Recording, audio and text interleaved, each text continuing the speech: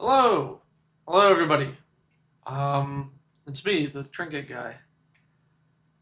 Thank you for tuning in.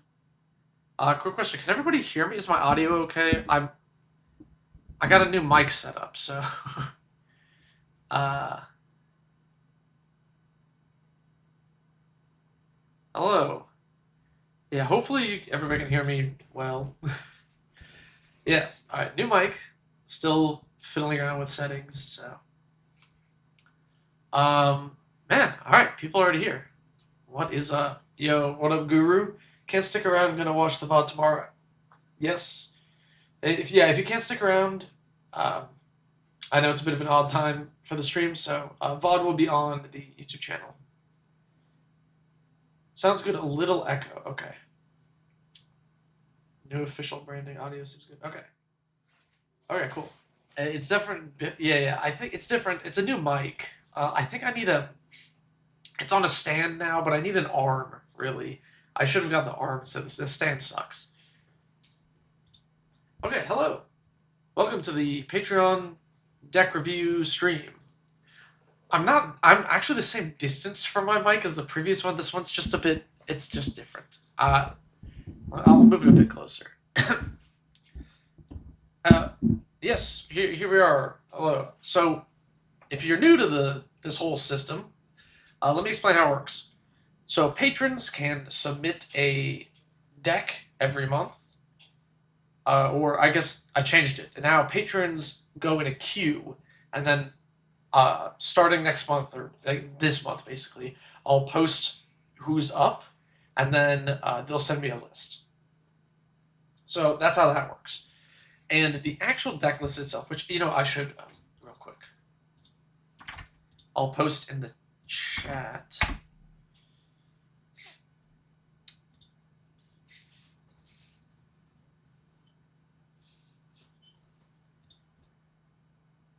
There we go. So the way it works is I have the list, the name of the patron, and then the sideboard are cards that I'm recommending you cut. And then the sideboard is cards I'm recommending you add, excuse me. And then the maybe board is recommending cards to cut. So when you look at these lists and you're like, oh, this is the, it's not 100 cards. That's because it's that.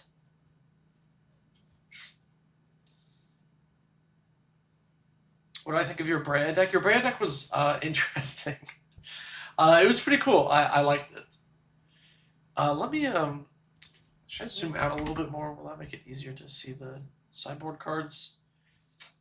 Okay, so what's really funny? Sorry, before I do the first review, I just, as a side tangent, I thought this was really funny.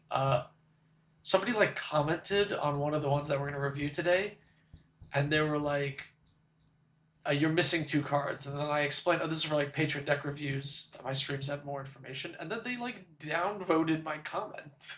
I was just explaining why it's missing 2 cards anyway. That's neither here nor there. So this deck was pretty difficult to make changes for. So it is a Ikra Alena partner deck. You'll notice that is a Relentless Rats deck. There are 23 Relentless Rats. And I'm not suggesting to add Obosh. That was there already. It is also an Obosh deck, so everything is an odd mana value to double the damage of the Relentless Rats. Which is cool. This is a funny deck. It just makes, obviously, there's only half as many cards I can suggest because I don't have any I don't have any even cards that I can suggest. So I only ended up coming up with 2 changes for this list. Now, funny enough, so I was just talking about Tuk Rebel Forts, and I think the card is good, but you also have a gajillion haste enablers, and I was like, I think you actually have 1 too many, and this is the worst one, so I recommend cutting it. And then you have this random 5-mana tutor with cycling, which I was like, oh, this is terrible. Cut that. 2 changes. Painful Truths. This card is really good. 3 mana, draw 3 is really, really awesome. It's just so efficient. This card's like 50 cents as well. It's so good. And it's an odd mana cost, so it works with your Obosh. And then, here's a card to recommend. Sudden Spoiling. I thought this deck could use a little bit more removal or protection against combos, something like that. Now, Sudden Spoiling, chat, if you don't know this card, is... I mean, it's pretty good. It has Split Second for black, 1. Until end of turn, creatures target player controls lose all abilities and have base power top as 0-2. Which is crazy. They have, I have a creature that taps and untaps, does a bunch of combo things. Nope, it's an 0-2. And it has Split Second. They can't do anything about it. And you can hose combos. It also stops a lot of blocks. It stops a lot of attacks. They swing all out at you because you swung out at someone else with the Relentless Rats. Cool. Their creatures are all 0-2s. You take no damage. You kill them next turn. It's a sweet card. Yeah, what up, Zorev? Split Second, my beloved. Yeah, exactly. Split Second is so good. It's so good. Yeah, cool list. It was a little tricky for me to just come up with stuff because it's an Obosh Relentless Rats deck. Like, I have so many less deck slots to work with. But it seems pretty good. Here's the Brea deck. So this Brea deck is, I think, clearly inspired by the Silverius Snail's Shroom deck. There it is. It's even in the 99. We were playing Astral Slide, we're flickering things, we're blinking stuff, we're playing Trinket Mage, Treasure Mage and stuff. All good. Great stuff. Here are my changes. Sorry, I got a bit of a... I think I'm getting a cough. Here are the changes. Adding Emery. I was really surprised Emery wasn't in here. If we're looting away and cycling things, being able to recast and rebuy artifacts from the graveyard just seems good. Yeah, it just seems like pretty great in this list. I like the idea of like rebuying your Baleful Strix, or if you sack things to Arcbound Ravager, you can then cast it with Emery to like reset the enter the battlefield effect, or so on and so forth. You found modular, then saw it could be flickered with modular. Yeah. Yeah. No, I like the modular sub-theme. This is cool. Like this is a fun sub-theme to add. She was there at first, but I wasn't so sure. I find Emery to be a really powerful card. And then Lost Shield. Now this is an interesting one for the deck, because you already want to be blinking, your Combustible Gear Hulks and your Astral Slides, with your Astral Slides and stuff, right? This says whenever one or more artifacts enter the battlefield under your control, draw a card. This ability only triggers once each turn. So each turn, you could just cycle, flicker, draw a card, cycle, flicker, draw a card, so on and so forth. It's like potentially 4 cards a turn cycle. It's pretty great. Well, I'll get to Walking Ballista in a sec. This was like the worst modular card. I thought it was kind of just really slow. It's 4 mana. And then your curve was really high. I felt like we needed to lower the curve a little bit, maybe cut some of the higher cost things, and then Walking Ballista, if you have like Arcbound Ravager and we want to like move counters around with the modular stuff, I feel like Ballista's a good option for that. As like a one-time, not even a one-time, right? It's one time you can remove the counters, get stuff, and then use Emery to get it back. Do you think I should get more cycling cards? On paper, I cut Sad Robot and Dakon because I don't have enough basics and mostly put in artifact lands. Honestly, I don't hate cutting Sad Robot for more cycling cards. Jester, how do you get your deck reviewed? You join the Patreon. There's 2 tiers. Either one, you'll get your deck reviewed. We can't hear the Patreon. It sounds like I'm talking to someone. No, I'm talking to chat. Paul in the YouTube chat is the person who has this deck. Do you think I should add more ramp to fix the curve? I think it's easier to just cut cards. Honestly, also, I saw Dakon Blackblade was in here. Is this for like funsies? I felt like this. I didn't cut it because I felt like a pet card, but it also, if you're willing to cut it, I would cut this. Feels you start really slow. I mean, yeah, maybe. I mean, but here's the thing, right? Is that's what Emery helps, right? Emery can help that. You can play Walking Ballista on 2, just hold it up as a blocker, ping things. Maybe more cycling cards. You could cut. So I don't want to get too bogged down on this list. But you could cut a few more big things for just more cycling spells. You know, honestly, maybe Sad Robot, maybe Dakon Blackblade. Even don't add Walking Ballista. Maybe just add a 3rd cycling spell if you really feel like you need it. Yeah, I got cut on paper. That makes sense. Yeah, maybe a few more cycling cards as well. Sorry, I am. It's 3:20. Okay, I'm on a bit of a time crunch. So I do have to move on, but anything else? Why don't you sometime ping me in the Discord, and I can recommend a few more cuts if you're still struggling. Okay, next is Bruna and the Magic Drawbridge. So this user is playing Crashing Drawbridge in their Bruna deck, which I think is perfect. And it's just a few small changes. Honestly, planes for a Witch Enchanter, I feel like you got, look, basic lands are overrated. They're gone, alright? Yeah, no problem, Paul. The basic lands, they're gone, so we don't need any of them. You should just, like, play as many MDFCs as you can. Witch Enchanter is a really, really good one. This is a great MDFC.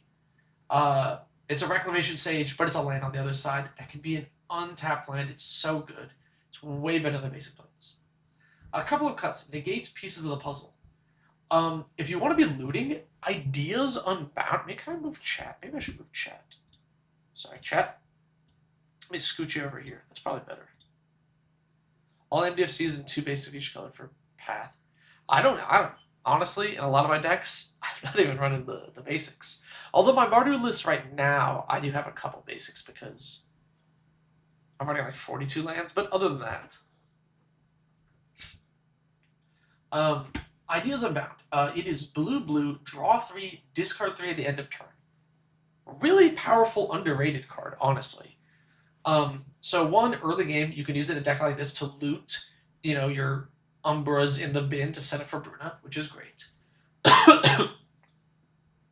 But also late game, if you have no cards in hand, let's say you're Hellbent, you Ideas Unbound, draw 3. If you just play all 3, who cares if you discard 3 cards at the end of turn? You just you get to just draw 3 cards for 2 mana, which is crazy strong.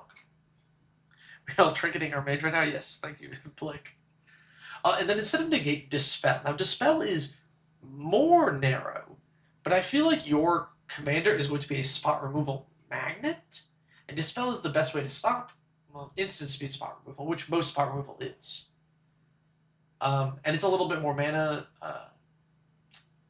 It's a lower mana cost, right? In Bruna, you want to protect, but it's a 6-drop, so it's hard to have the 8 mana to Bruna and negate. It's a lot easier to have the 7 mana for Bruna and Dispel.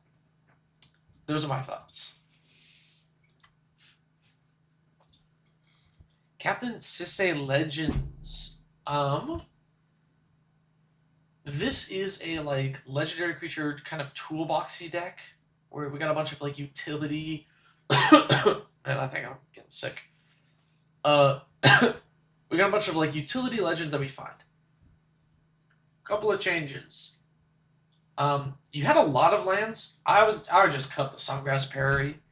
We're not really a lands deck. 43. So even after cutting the land, we're still at 43 lands. We're still pretty land heavy here.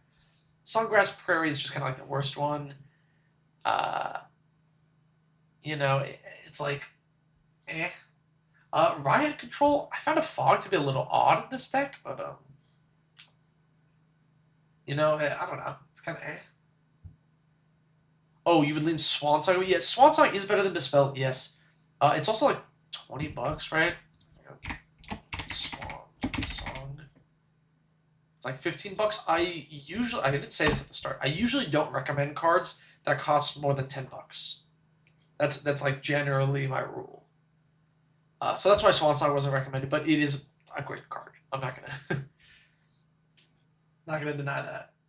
You also had Mirror of Galadriel in here. This card sucks. Even if this was 2 mana, tap, scry 1, like, ignore this, ignore everything else. 2 mana, tap, scry 1, it still wouldn't be a good card. I'm confused over its inclusion. If there's a combo missing, I apologize. This card sucks. Couple of changes. Gandalf the White, really awesome in a deck like this. You can flash him in, he lets you flash in Sisay, so you can untap, activate Sisay. I mean, it's very great. Time of Need. If you want to be tapping Sisay, well, this is Sisay's ability on a card, right? Your commander is dead, or maybe early in the game, you don't have Sisay out, you gotta cast Time of Need. It's the same thing. It should be good in the deck, right? And then Reprieve. Instead of Riot Control, maybe Reprieve. I think it's going to help you out in better situations. Reprieve is kind of weird in a deck like this, but I think it's good.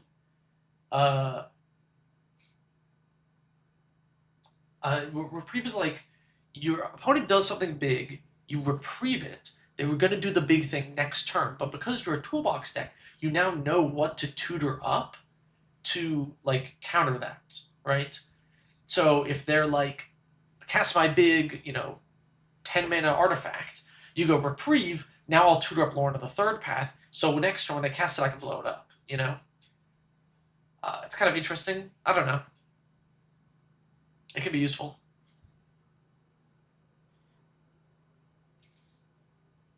That's okay. Dole. The VOD will be up on my channel. You can watch it later. Yo, what up?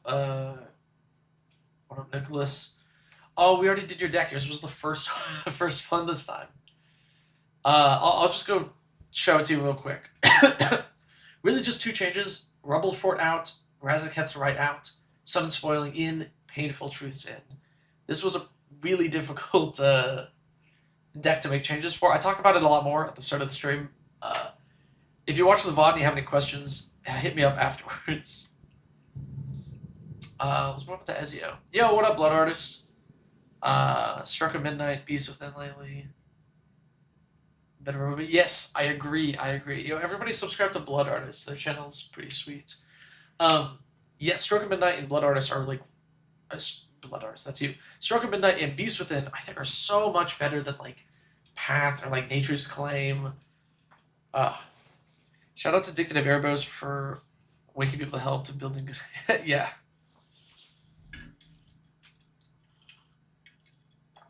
Yep.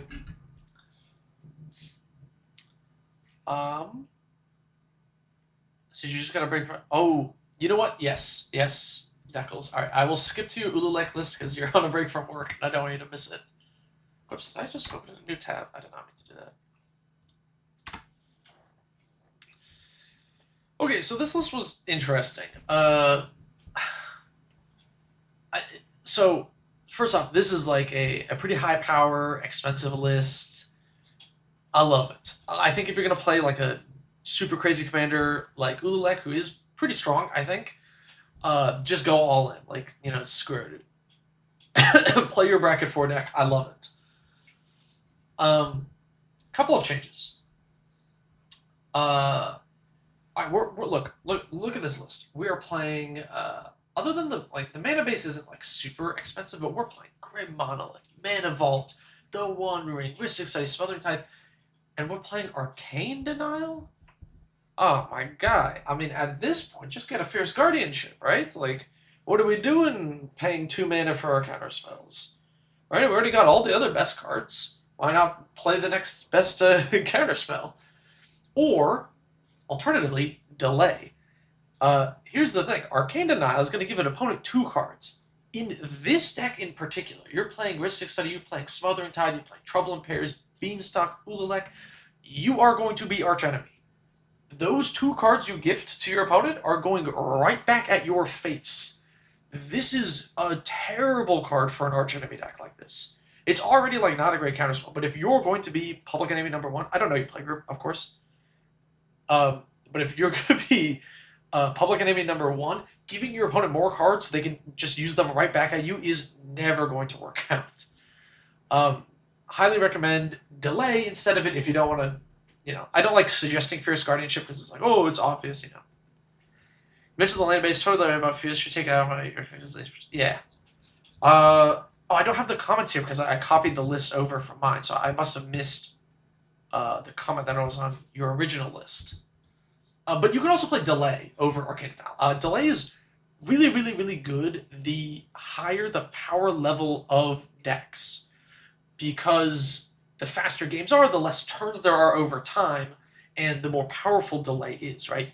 Now, Delay is already good, right? If you cast it on turn 5, they don't get the spell back till turn 8, and a lot of times the game might be over by then. But if you're in a high power deck like this, games might only run to turn 7, if you think about it, in which case Delay is a hard counterspell by turn 4 and almost a hard counterspell on turn 3, So it's just really powerful. Put it on your list on Arcum. Oh, is there a comment on this? Oh, I'm stupid. I kind of forgot about the maybe board here, adding and removing cards. Oh, my bad. I don't know. I didn't get a notification for this. Usually I get pings. Deck reviews, see if I can make focus and consistent. Okay. Land-based definitely needs an update. Yes. So I assumed I didn't want to suggest 20 different lands or whatever, because I see that the land base could use a little bit of messing around with. Honestly, I think you don't have anything that actually grabs basics, right? I honestly think maybe cutting the basics for some, even if they're tapped, like triomes, if you're struggling with your colors. I know the basics just seem a little wonky here.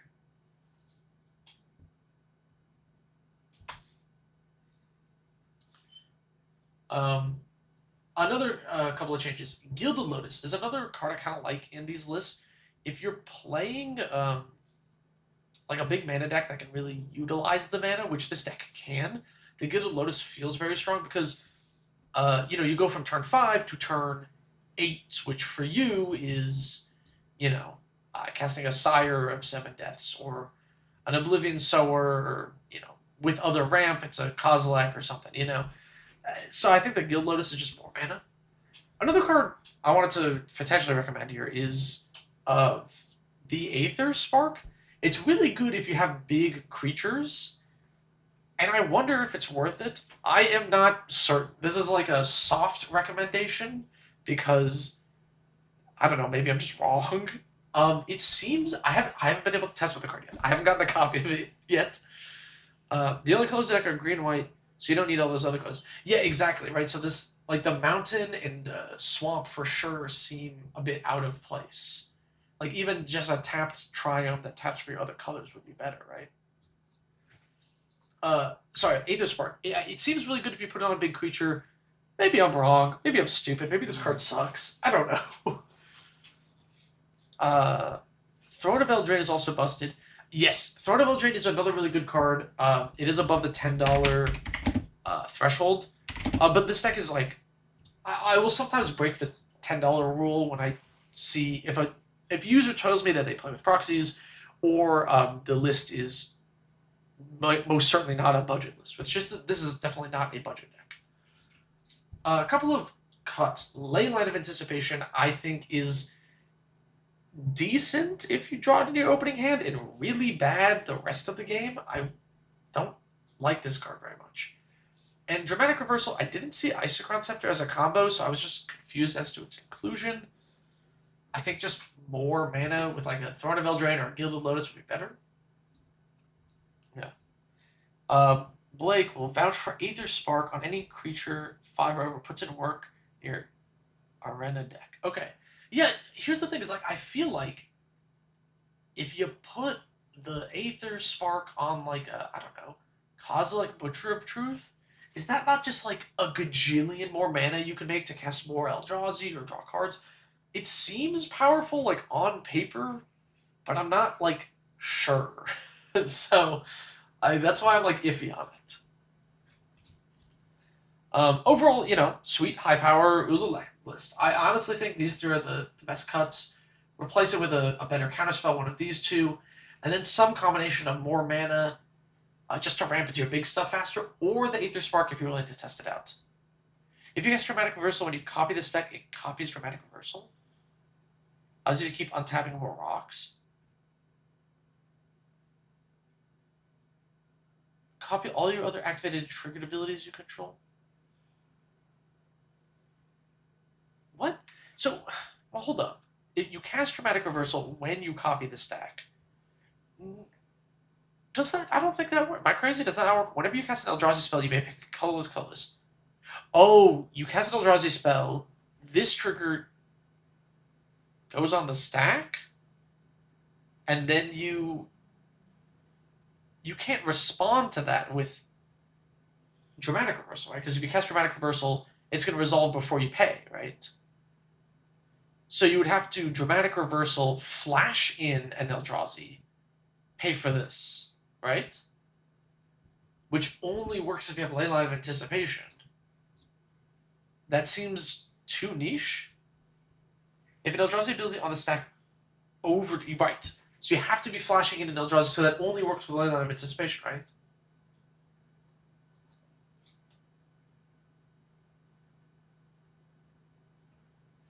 That seems way too niche. Am I crazy for saying that's too niche? And at that point, if you're casting an Eldrazi and paying for Ululek's ability, do you need the mana from Dramatic Reversal? Why are we doubling up into a border wipe? Shouldn't we just, like, cast the Ulamog, double the trigger, and if they have removal, then next turn cast the other Ulamog? I'm not convinced by the Dramatic Reversal suggestion. Leyline Liberator. You make okay. Oh, you're right. You do have Liberator because it's all color spells, not just artifacts. Skittering Cicada. Close for the flash. Okay.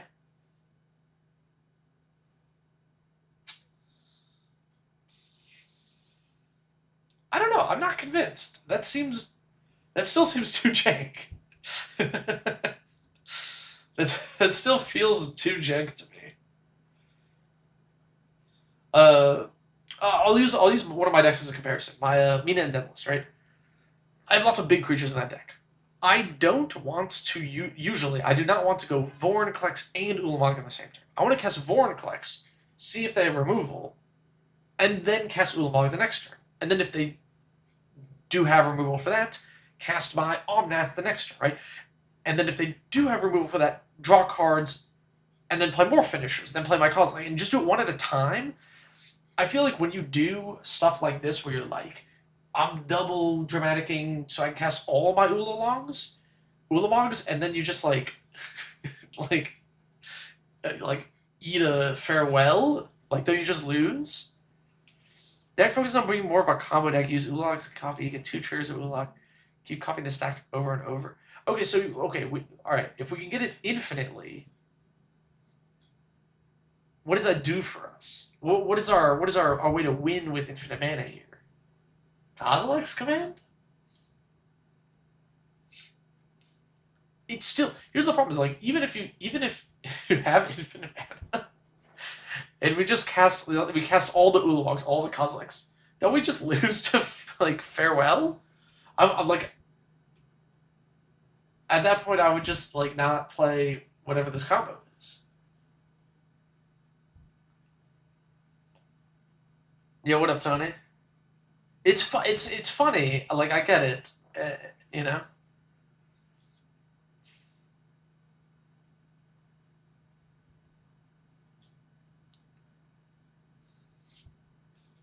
I don't know. I'm not convinced by this combo. Those are my final thoughts, I suppose.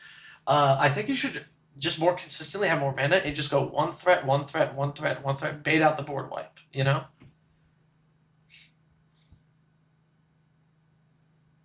This is Exodia if it had to pass before winning. Yeah, that's what I'm saying. Is like, I don't know how we're actually winning with this combo.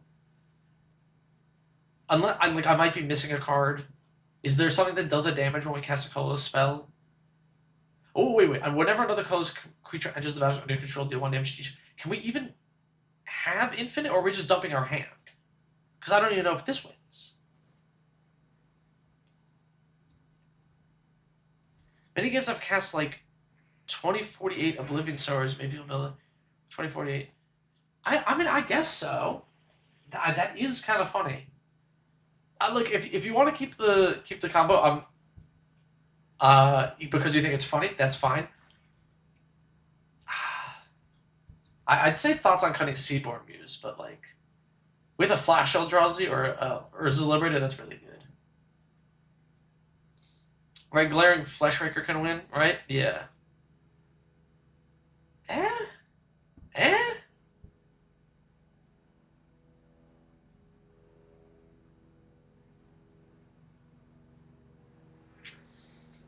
I don't know.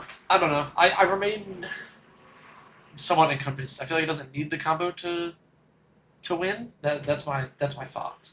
Is I feel like this deck can just beat the table down. Maybe I'm wrong though. Just an additional thought.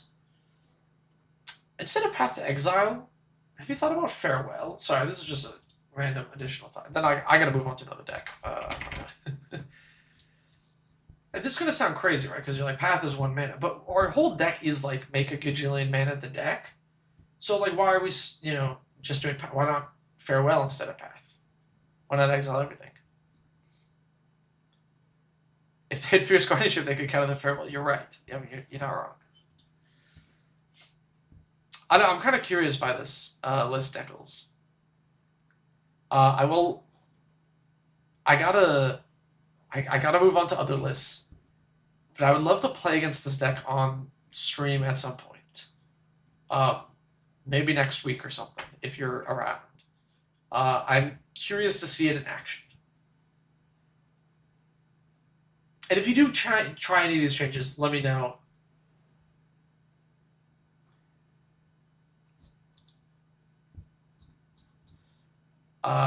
Okay. Sorry, back to Ezio. Okay. So this is like a standard Ezio deck. It is Ezio Assassins. Classic, right? Couple of changes. Rapid hybridization, I'll explain in a sec. We have a lot of spot removal in this deck, maybe even too much. Tree of Perdition, it is cute. It is also slow as hell. You're around Thursday night? We'll see about that. Well, I usually stream on Wednesdays just because it kind of works with my schedule. We'll see. We'll see, Deckles. I hope to get in the game. Tree of Perdition, it's really slow. It's very jank. It's cute. I think you can win without it, though. Unable to scream more weird spot removal. We're in 5 colors. I don't think this is necessary. Windfall. We're in 5 colors. We can just draw regular cards. Why are we giving our opponent's card advantage? This is not necessary. Okay, Blasphemous Act. It didn't have any board wipes, which I thought was crazy. And I was like, you need at least one. I would maybe recommend more, but here's at least one to suggest. Excuse me. Boros Charm. We're in 5 colors, and there's 0 ways to protect our creatures, other than like a couple of counter spells. Indestructible to all your permanents is pretty damn good. Lord of Pain. This is an assassin. This card is really, really good. It's like right around the $10-ish mark. Stopping your opponents from gaining life is really awesome in an aggressive deck like this, and it just burns them down even further. I know it's a bit high on the mana cost because of that, but it's so good. And then Toski. All right, I know it's not an assassin, but it is way more card draw than Windfall. This card is so good in a creature aggro deck. And you're playing Coastal Piracy, which is already like, a Toski effect. Might as well play Toski, So yeah, pretty simple. Couple of changes. I would even maybe consider getting rid of maybe Desynchronization. I think this card's kind of doo-doo for another board wipe. I'm going to talk about this card in other decks as well. I think this card's kind of bad. Maybe I'm wrong about that, but it seems bad. You could just play Deadly Cover-Up. You could play Farewell. You could play Psych-Rift. Anything instead of this, I think. Forbidden Knowledge by Eddie. Okay. Indestructible card draw engine is also... Yeah, exactly. It's an indestructible card draw engine. Toski is just a crazy card. Okay. This deck was quite difficult to make changes for because it is a relatively... Scam, likely, get out of here. Relatively powerful Arcum Dagsson deck. Which Arcum Dagsson, if you don't know, this card is crazy, by the way. I feel like a lot of Oh, Winds of Abandon. Yes, Bob. That is a good suggestion. Where are these decks to review from? They're from my Patreon. My patrons submit the decks. You can also go to my Archidect page and sort by the folders there. Arcum Dagsson. A lot of newer players don't know that this was like one of the CEDH commanders for a long time. You sacrifice an artifact. Sorry, tap target artifact creature's controller sacrifices it. So it works on your opponent's stuff, and then they search for a non-creature artifact.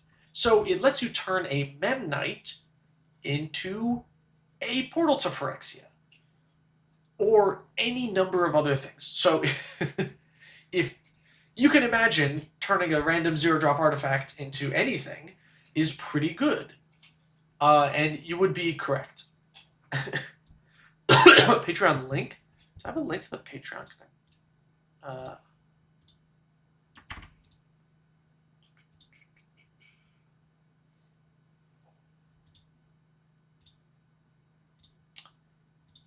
Here you go.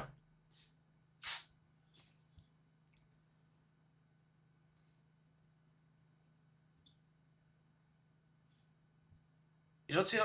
Oh, I don't have my Patreon on my Blue Sky page. Whoops, I should probably do that. It's on my YouTube channel as well.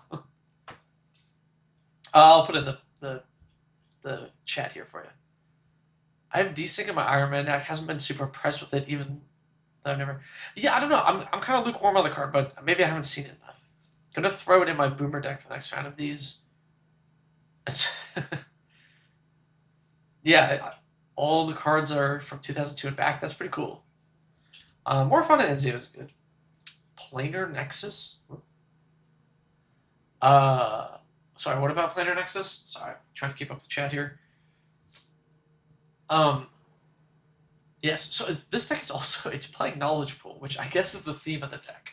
Is we're playing Knowledge Pool and we're like doing silly things with it. Which is very dumb. But I love it. It's very goofy. So a couple of changes. See the Truth, High Tide. See the Truth is weird with Knowledge Pool because other people are going to be casting it. So why are we giving them card draw? I don't know. Maybe that's part of the joke. High Tide seems odd in the deck. Do we want to ramp into like things that are that big? I don't think so. Our main card is like a 6-drop and we cheat into play. Seemed odd. Couple of changes. Emery. You can get back your Knowledge Pool if it gets destroyed. Hangerback Walker. Really good with Arcum Dagsson. And couple of other changes. Archway of Innovation. So good in a deck like this. Swap an island for it. War Room. It's great card draw in a monocolor deck. Come on. And then, I know the card's a bit above the normal price thing that I do. Planar Nexus is all the land types, so you only need one other Tron land. Yeah, they could. Okay, yeah, they could put Planar Nexus. You're right. Planar Nexus. Right. Yeah. Homeward Path is really funny in this deck, because if you're knowledge pooling and you're like stealing things from people are stealing from you. You can like Homeward Path to like give everything back to everybody. It seems pretty silly, which this deck is, I think, intended to be very goofy.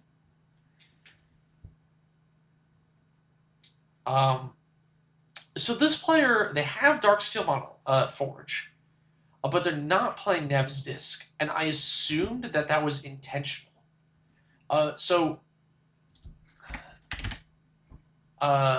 Nev, how does he spell his name? Right, Nevinral. So Nevinral's Disc is like the classic Arcum Dagsson thing, right?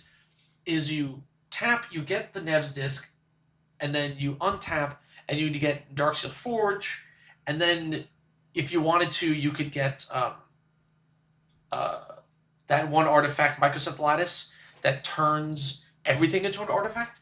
And then what you do is you activate Nev's Disc, which destroys everything. So blow up all your opponent's permanents, your stuff are artifacts, they're indestructible because of the Darksteel Forge, blah, blah, blah, right? And Nev's Disc doesn't sack itself, it just destroys itself, so if it's indestructible, you can infinitely board wipe. I'm assuming that they just left it out intentionally, so I didn't suggest it. But if you're watching the VOD and you didn't know about that setup, then there you go. Yeah, those are the changes for Arcum Dagsson. Next, Grist by Guru. Oh, man. Guru, I know you went to bed. I said it at the start of the stream. This deck was, like, impossible to make changes for. Oh, my God, dude. I love it. I love this deck. It's so funny. It's so cool. What was I supposed to do with this information? So, this deck is very odd. Grist, its +1 ability says, create a 1/1 black and green insect token, then mill a card. If an insect was milled this way, put a loyalty counter on Grist and repeat the process. You can also sack a creature to blow up a creature, whatever. And then the alt is each opponent loses life equal to the total number of cards in your graveyard. This deck is entirely 69 insect creatures and 29 lands. The goal is to, like, play Grist plus, and here I'll like play test it, but I can show you the thing right now. Where's the play tester here? Am I stupid? Where'd it go? Play tester. That's like 2 lands, sure, whatever. Right, we keep this. You go Cavalry Courtyard, get a swamp. And then, like, next turn, you play this, you play a couple of things, you hope for a land. Here's a land. We play Grist. We're gonna +1. All right, we're at 4 loyalty. We whiffed. Next turn, we're gonna +1 again. That's 1, 2, and then it's at like 5, and then I guess next turn we hope it didn't die. I don't know. It's like, I feel like this deck it's a meme. It's like such a gimmick. I don't know. It's cool. It's funny. So here are my change. Oh, by the way, Umori the Collector is also the sideboard card here. It's an Umori deck, so all the things cost 1 less. So here's a couple of changes. We swapped the Spire Mangler for this Grist to get a little extra utility, and it's a 1-mana Death Touch creature, so it protects Grist a little better. And then we swap a Forest for Shifting Woodland, because we have a lot of, like, lands, artifact creatures, and there's some enchantment creatures. And then with the Shifting Woodland, if your commander dies and you can't recast it, you can turn it into a Grist, because that's another type, so it'll probably help out. Oh no, it's not a Planeswalker in the graveyard. It's actually, I don't know. You lose Umori? Wait. Why did they lose Umori?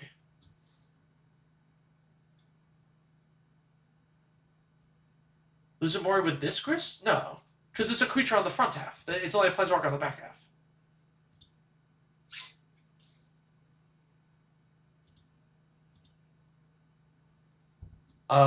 Are they short a card? Well, there's 99 because I cut 1 from the sideboard. They're going to add Grist. And then I didn't cut the Forest because that's what the Shifty Woodland's for. Oh, sorry. You're saying you lose Umori. Yeah. If you play the spells that put any number of creatures on top of your deck. I'm sorry. Yeah, my bad. I missed your other chat. Yes, you're right. You could cut Umori and play some of those spells. Maybe to, like, set it up. That might be a smarter way to do it. I don't know. It's funny. Guru, please play this on stream next time you're there. Whoops. Okay. What's a Hashan? Oh my god, I gotta pick up the pace. Holy cow, it's already like 4. Sorry, I'm going too slow. I'm running out of time. I gotta speed up.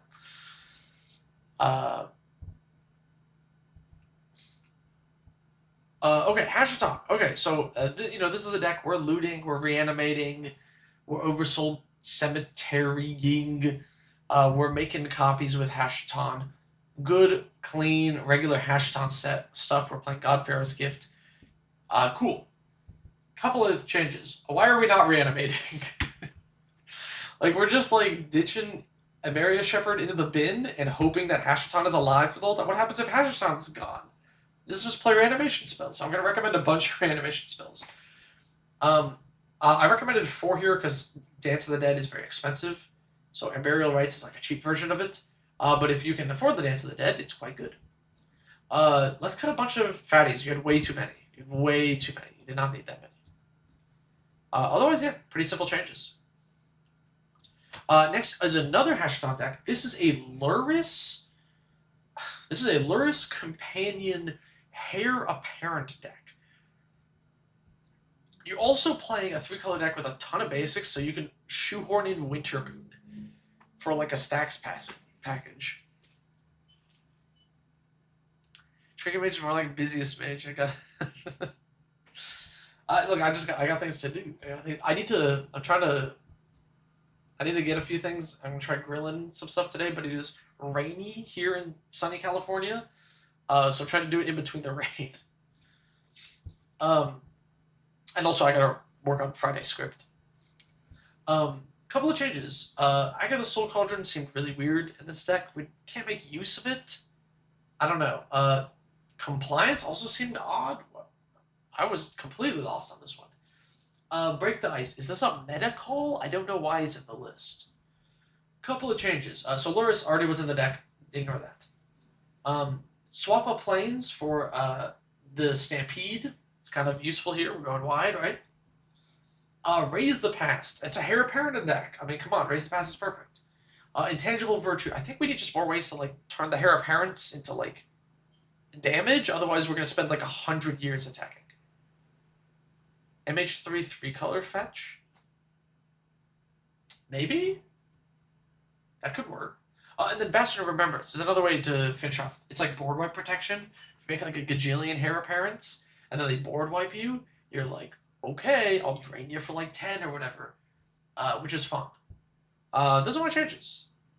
I would also maybe consider cutting the stacks package to have like a real mana base, but I guess your deck mostly leans white anyway, so maybe you don't need it. It is just kind of odd.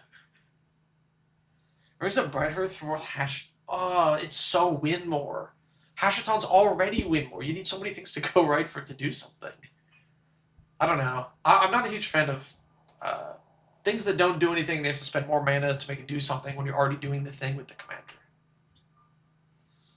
Space Canary has put in an Alela sort of like control fairy deck. Couple of suggestions.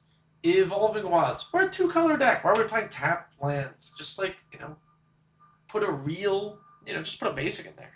Why not another Heir Apparent instead of Intangible Virtue? I think Intangible Virtue is nice because it lets you block. No? I guess maybe the Heir Apparent making more dudes is also blockers?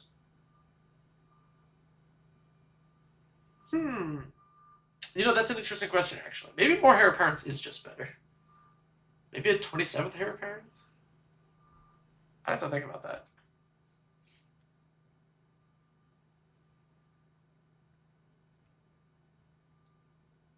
Can be used for other copy, not just... Yeah, I know, you can copy like other triggers. I guess you can copy the Heir Apparent. But like having a lot of Heir Apparent triggers is already what the deck does. So you need to copy it again, sorry. Back to this list. Evolving Wilds. Or you can try the Raceway. You'll have a lot of random flyers. You can trigger start your engines easily. It becomes a soul land. Maybe worth a try. Instead of Brainstorm, because we don't have fetches, what about Cremate? It's Graveyard Hate, and it's a cantrip, huh? Rebuild was kind of odd. Is this a meta call? Ashbrands is a great on tap lane when you need it. Ashbrands is another a good suggestion. I like that card a lot. I played in Pauper. Theoretical Duplication also seemed a bit weird. Is this card good? Am I missing something? It seems bad. A couple other changes. Una's Trickster lets you get more card advantage, which is great if you're playing cantrips. Snap. Thought it was a big miss here. The card's really good. And Submerge. Bit of a meta call. You have to expect green at the table, but it is 0 mana. Do a thing. Instant speed. Triggers Alela. Triggers Nimrus. Pretty sweet. Oh, Rumor Gatherer in the Heir Apparent deck is also not a terrible idea. But that's a 3-drop, right? So it doesn't work in the Luris package, right? Okay, next is Infestation Aristocrats. This commander, I did not know what it did. It is a 4-mana 2/2 with Flying and Death Touch. Whenever a player sacrifices a non-token creature, you make... It's any player, by the way, which is pretty sweet. You make a 1/1 black insect token with Flying. And then whenever an insect, leech, slug, or worm you control attacks, doesn't even have to connect. Defending player loses a life, you gain a life. That's awesome. This card is really good, and I'd never seen it before. Assemble of Players might be better card draw for Heir Apparent. Yes, that's true. Or what's that one from... Oh no, that's not 2 mana or less. Never mind. So a couple of changes here. Putrid Goblin was a bit... I think it's... Unless I'm missing a combo here, it's not a slug or whatever, so... It's just 2 sacrifice triggers. It's kind of mid. And then this Acolyte of Aclazotz is slow as hell. So a couple of changes. Mind Slash. You're making dudes, you're making tokens. This card's crazy. He just Thoughtseize people like 4 times, just yoink every card out of their hand. Brutal. And then the Speed Demon.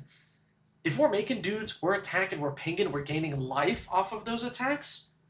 You know what's a great payoff for dealing damage to people and having a lot of extra life? Speed Demon. Just draw 4 cards a turn. This card is crazy. It's also a 5/5 with Flying and Trample, so it kind of just bashes face. It's really good. Weird Out Foundation's Jumpstart was both slept on and overhyped at once. Yeah, I know, right? Are the creature bounce spells worth it when you're playing black as well? I mean, maybe. Rebuild was something I added because Dimir struggles to do with artifacts. Is that what it is? Theater Duplication just looked cool.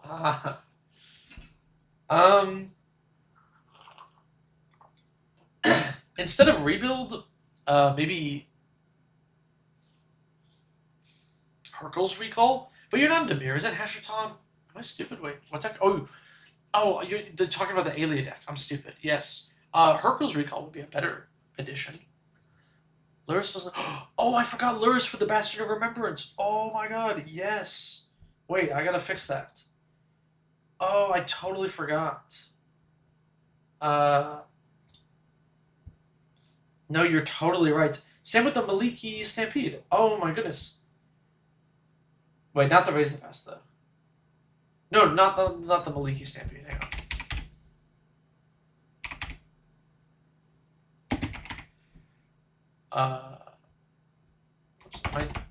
What is it called?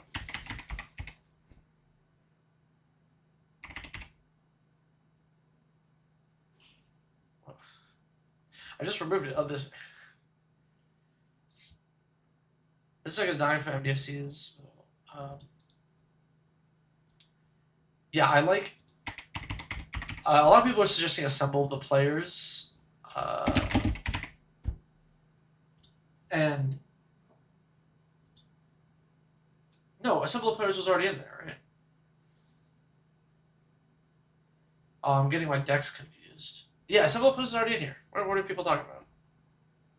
Yeah, no, Space Gunner, you're the Alien deck. Someone just mentioned the Luris one. I'm getting all twisted up here. Enchantment. Yeah. What is the black one?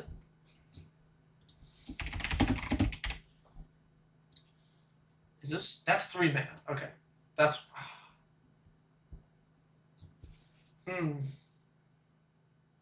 I'm really sad about the Bastion of Remembrance. Maybe just Blood Artist or... the Cutthroat is better, right?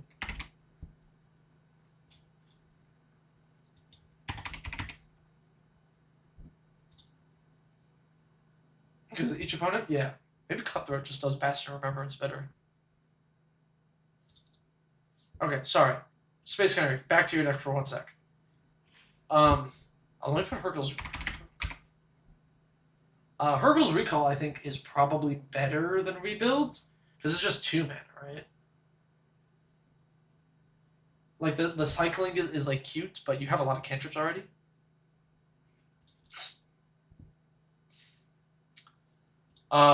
Okay, back to the Aristocrats deck here. Speed Demon, Mind Slash, good magic cards. And then we're in mono black and you got 31 swamps. Get that crap out of here. Westvale Abbey, finisher in the land slot, awesome. Swarm Yard, it's on the pricier side, it's a couple bucks. Obviously protects your commander. Spy Master's Vault, this card is crazy good. Did my chat die? I need to refresh it.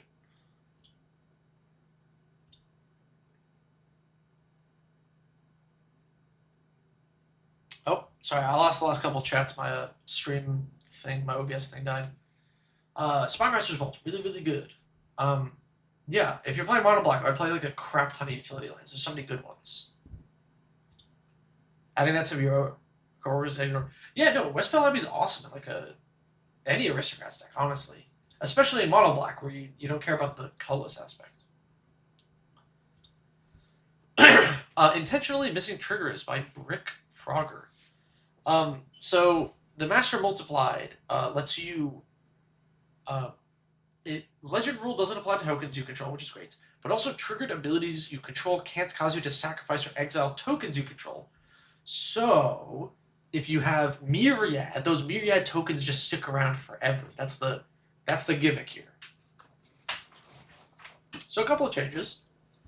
Threat Dynamo seemed a bit odd. Our curve isn't like that high, so why do we need this colorless mana? It felt a bit odd to me, other than the commander, which I feel like you don't always want to ramp into it fast because you want to play your other dudes and then play your commander and attack with your survivors, right? I agree, Sir Epic, that the last deck, you just want like every MDFC. And hey, I'm also going to suggest Boggart Trawler in this. If we're making copies of things like Delina, you can make a copy of the Trawler and exile multiple graveyards, or like repeatedly use the effect. And it's way better than a swamp in this deck. This is like the perfect MDFC for this list. So instead of Find Dynamo, Cursed Mirror also lets you make copies of things. It works with the deck. And then Imperial Recruiter. Imperial Recruiter is awesome. It lets you get Jaxis, which Jaxis can make copies of the Recruiter, which then lets you get Kiki, and then Kiki makes a copy of more things, like more Imperial Recruiters, which is lets you get Feldons, and you keep all these tokens because of the Master Multiply, right? Imperial Recruiter is a absurd card for this deck. It is a little on the pricey side, but it will easily be the most powerful card in this deck, like bar none. It gets so many useful things in this list, and does so much for the deck. Like, I'm shook that you don't have Imperial Recruiter in here. For the Luris deck, if it's not already in there, look at Scion of House Germs.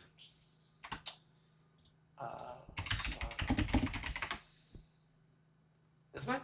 Oh, no, I hate backgrounds. Because if your commander is not in play, it just dies. It does nothing. And if your commander's in play, you should already be ideally winning, right? Because your deck is built to take advantage of your commander. I'm not a big fan of backgrounds in non-background decks. Next, we have a Lorn Disciple of History deck. This is wild. Whenever Lorn or another legendary creature enters the battlefield under your control, return target artifact from your graveyard to your hand. So you play Legends and you get artifacts back to hand. So the deck is playing like Expedition Map, Chromatic Star, Chromatic Sphere, Brainstone, and Mishra's Bauble, right? We're playing baubles and artifacts that sack themselves. But you didn't put Salvaging Station in the deck? This is like perfect for the list. Am I going crazy? Hourglass of the Lost for Hair Apparent. Okay. This is the last card we'll look up for that. I gotta move on. The Lost? Oh, this thing. Oh, it's even right here, right? Isn't it? It doesn't work with Luris. But yes, this is a good card. So Salvaging Station, great in this list. We want to be like, bouncing things and reanimating these artifacts. We already have so many baubles. Seems good. Platoon Dispenser. I felt like you could use more card draw. It is mono white after all. Couple of changes. Weathered Wayfarer without fetches. I think this card is like a lot worse. It's also really slow. And we have plenty of lands. I don't think we don't have that many utility planes to get, so it's like, I don't know. Seems kind of niche. Burnished Heart, I know you can get it back and reanimate it or whatever. It's so slow. It's 6 mana for 2 Rampant Growths, which is 4 mana worth of cards. It's really bad. This card's awful. Sign doesn't let you take advantage of more stacks like Spirit Labyrinth. That is true. You can salvage a station by Hashan. Yes, you should put Hashan down carrying it. It's a great card there too. And then Ancient Den. I was surprised you didn't have Ancient Den in the list. We are an artifact deck. So yeah, that was Lauren. Pretty simple changes. This deck is interesting. I'm kind of curious how it plays. I've never seen anyone build or play this commander before, so kudos to you for making a really unique deck. Memnarch.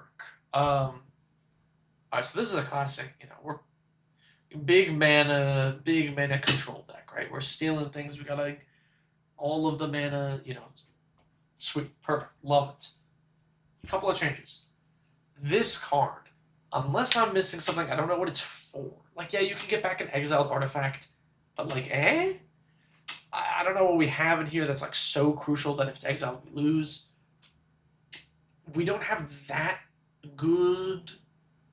much good board presence, so maybe we like die,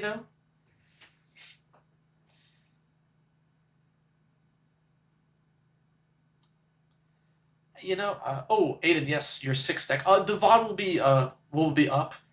I can do it after this one if you want to just like take a look now. If not, you can just watch the VOD and ask me any questions later.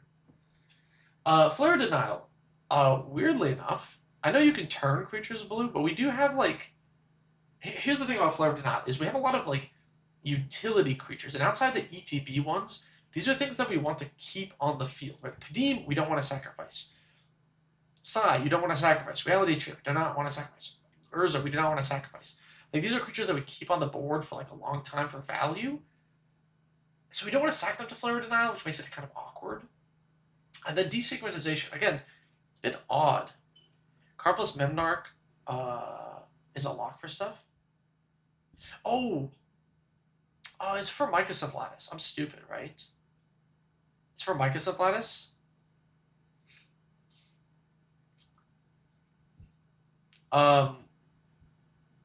It's for Mycosynth Lattice combo, is it not? I'm putting the pieces together. It's for Mycosynth Lattice.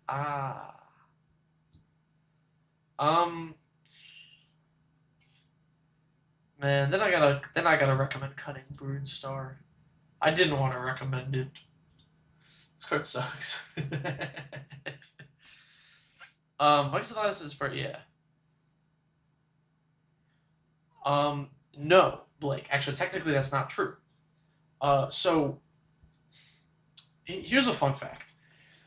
Mycosynth Lattice plus Karn is not a hard lock. It just means your opponents can't activate abilities. They can attack Karn though, right? So it's not a real hard lock unless your opponent has no creatures in play, or at least no creatures that you can't block.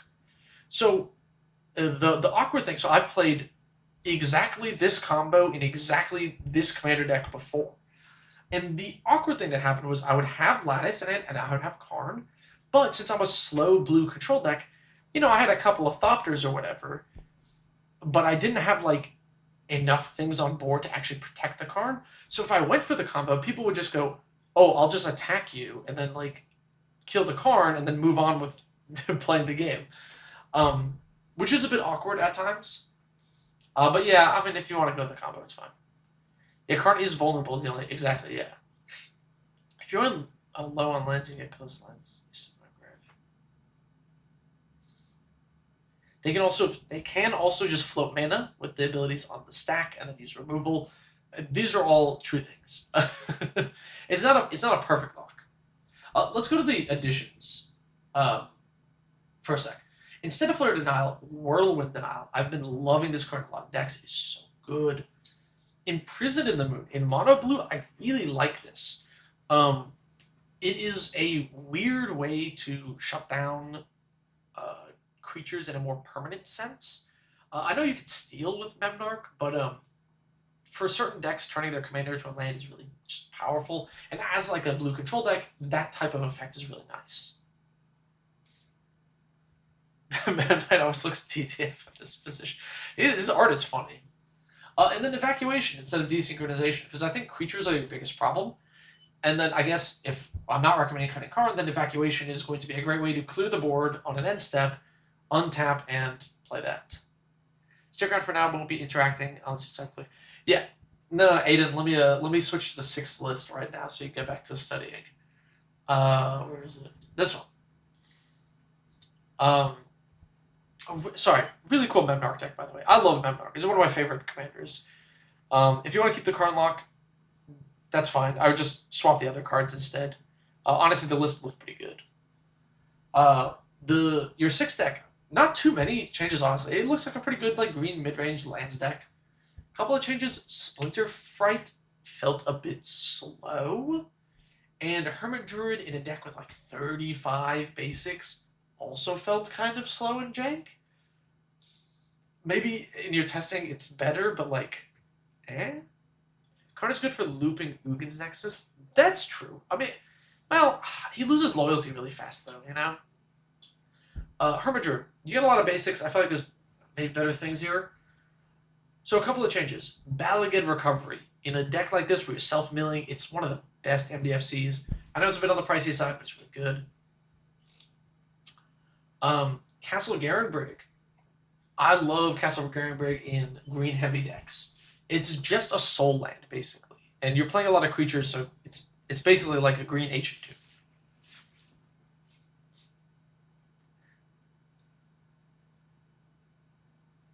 You never seen people mention Whirlwind Denial? It seems like Whirlwind Denial is really good, yes.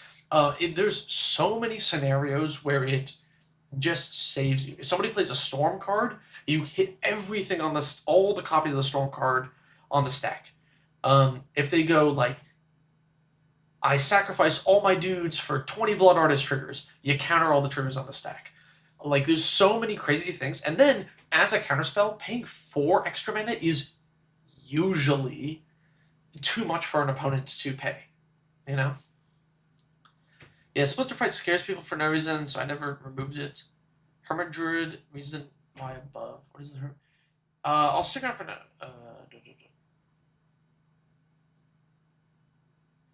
The main thing is I would say the main reward card, Hermit Druid, was a win con for my first deck. Oh, it was a pet card. Oh, I see. Okay, I was like, this doesn't make any sense. Okay, we can leave the Hermit Druid in then. Maybe cut one of these Hydras or something, you know? A bit redundant, a lot of things at the 3 mana slot. If you want to keep this as like a pet card, I get that.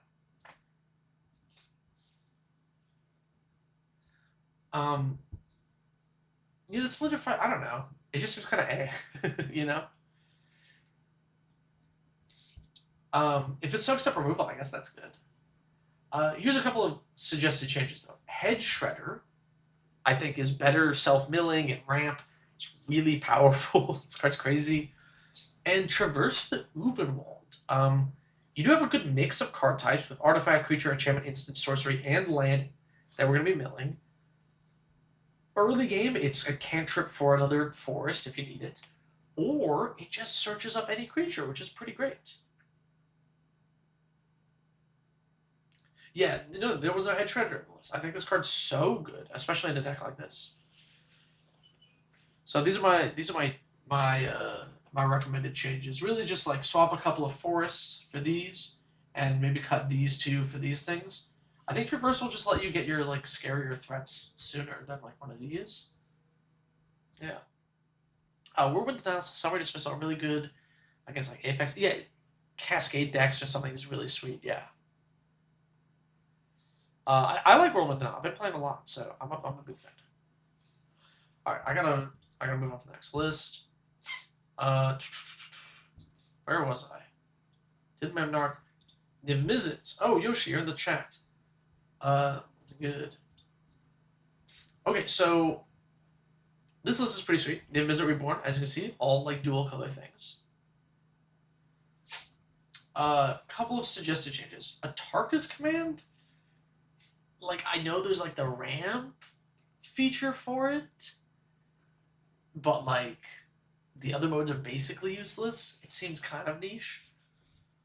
Glittering Wish doesn't do anything in Commander. Now, if your playgroup rule zeros it, I get that, but I think someone in the Discord was, like, surprised that it doesn't work. But yeah, this doesn't actually technically do something unless you rule zero it.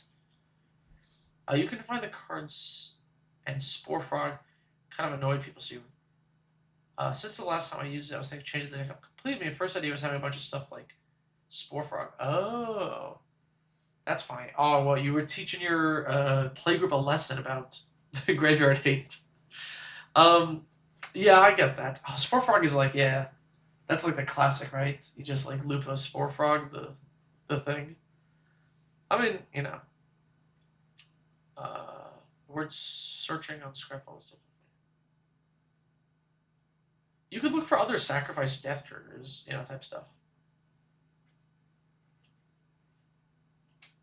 Catharsis, but yeah, yeah. So Glittering Wish, I don't know, is it doesn't do anything. And then Wreck and Rebuild, I have I think, better suggestion for this. Colligan's Command. Colligan's Command is a good add here. It lets you blow up artifacts. It's pretty nice. And here's my suggestions. So Jagantha was already in the sideboard. This is a Jagantha deck. It was you in the Discord, mostly confused. Yeah, the box field thing. No, yeah, you were showing the ruling. Wishes don't work. Here's a couple of suggestions. Clothis is pretty sweet. This card is awesome. It lets you do Graveyard Hate, and then it's ramp, or it is a little bit of life gain. I kind of like it to curve out in this deck. Cinder Vines. So Cinder Vines, much like Wreck and Rebuild, can be used to destroy an artifact or enchantment for 3 mana, right? Very similar. But you can also leave it in play as like an anti-storm card. Because they just take damage if they cast non-creature spells. Which is pretty fun. So I think it's just kind of a better Wreck and Rebuild. And then lastly, the Mana Rig. I know it's a colorless spell in your funny 2-color deck, but this card is really powerful. You can start ramping up the powered stone tokens, and then once you get like 6, oh my goodness, you're just like drawing 2 every turn. You're digging through your deck. This card is way stronger than it appears. I really like this card. Is there a better Mana Rock over Chromatic Lantern that they could be running? Yeah, I mean, like, yeah, maybe if the mana base was spicier, maybe. I mean, the mana base isn't bad. The thing about, so this is one of the times where I think Chromatic Lantern is pretty good, because even though the mana base is strong, the deck is heavily 5-color. It's not like a 3 or 4-color deck that like leans one way or another. This is heavily 5 colors. So your pip requirement is like crazy in a deck like this. So I think the Chromatic Lantern is pretty good here. Fun fact, Wishes technically don't use the sideboard outside of sanctioned events. It's just an exploit rule. Yeah, so there's a rule that stops Wishes from working in Commander. Yeah, it's like cards can't add things from outside the game or something. It's not a... Oh, it's not a Jagantha deck. It's just a card you... Oh, you're right, because I just noticed. You don't meet the requirements for Jagantha. Alright, let's get Jagantha out of here.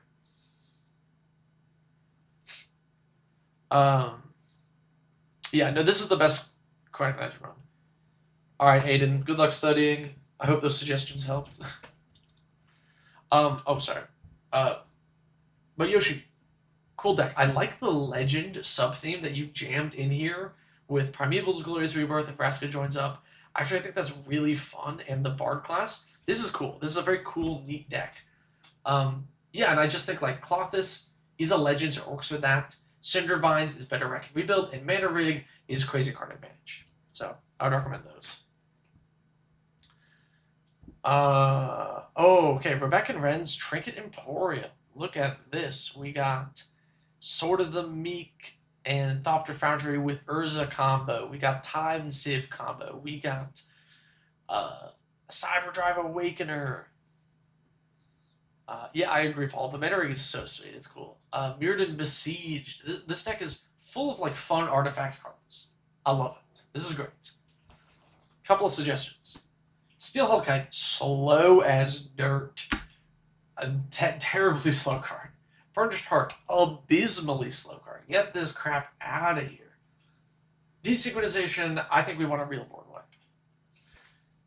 So there's this board wipe, which like creates Power Stone tokens that you can use to like activate things. We already have Scourglass in here, which is sweet, but this is just like another good board wipe. Voidrend, I felt like we could use a little bit more removal, and this is uncounterable, any permanent Gonzo. Easy. And then instead of Burnished Heart, Sonic Screwdriver, because you can give Silas unblockable and guarantee to get in something like get your Scourglass back or something, which is pretty sweet. Oh, is this you, Arc? Yes. Okay. I didn't know you were in the chat. This deck is cool. I like it. I mean, look, I love Cranial Plating. I love Thopter Foundry. These are all Magic cards that I think are cool. Your deck is like absolutely full of them. I just think we needed a little bit more in the veggies category. You know, a little bit more removal. You tried that? Well, really? You thought this one felt bad?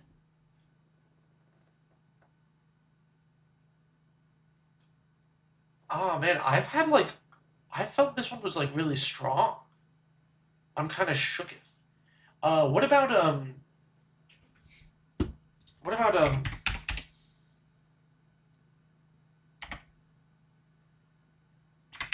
oh, is like Organic Extinction?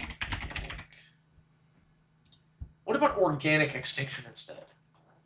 It destroys all non-artifact creatures and it has Improvise. So I know it's a fat mana cost, but with Improvise, could be better.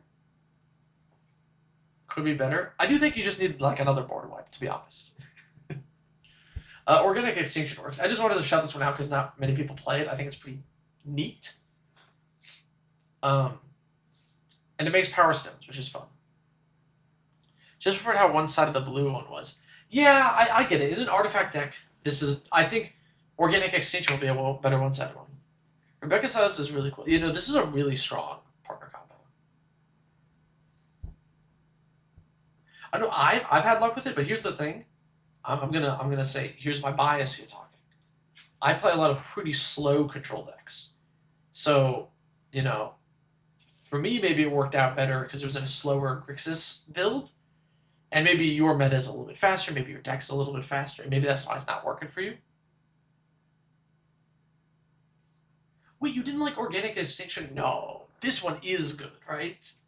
Like this isn't me being like, oh, I play my slow dumb control deck. This one is like legit good, right?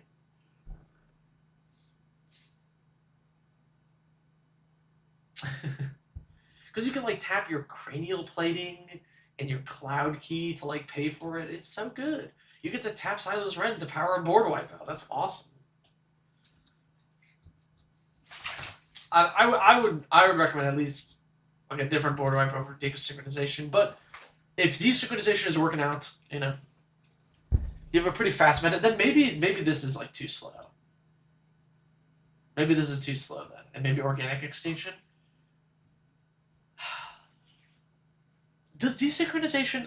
Here's my problem with desynchronization, is I feel like there's a lot of times where my opponent's commander is the problem permanent, and then what would happen is I can't remove it, right?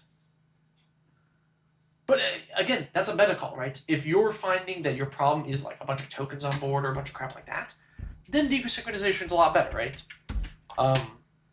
So I could be wrong based on your meta. The answer could also be like maybe you cut, I don't know, Trophy Mage or something. Oh, no, you have them all. That's kind of cute. Maybe you cut Foundry Inspector and just play both board wipes, but that's another thing. Okay. Rev, Mono Black Control by Helium. Couple of fun changes here. So this deck is playing, you mainly use to push damage like Rift.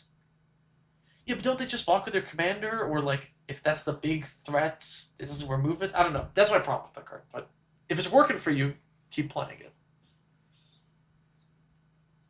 This deck is playing a bunch of like shadow cards, just like goofy, all the Douthy jackals and crap. So a couple of suggestions. Oh, sorry, my dog's calling me. Get in here, dog. Definitely try the recommendations. Yeah, no problem. Couple of changes here. So I'll get into the coffers in like just a sec. If you're playing all the Douthy cards, it's kind of flavorful and fun to play this one. You can give your other creatures, like your commander, shadow. Maybe it's a bit too much shadow. I don't know. I just thought if you're playing all the funny Douthy cards, maybe this one too. Greed, I think you can swap for Erebos. I think Erebos does what this does generally, or similarly. Oh no, I got the wrong Erebos. What the heck? Erebos. Out of the dead. Wow. Out of here.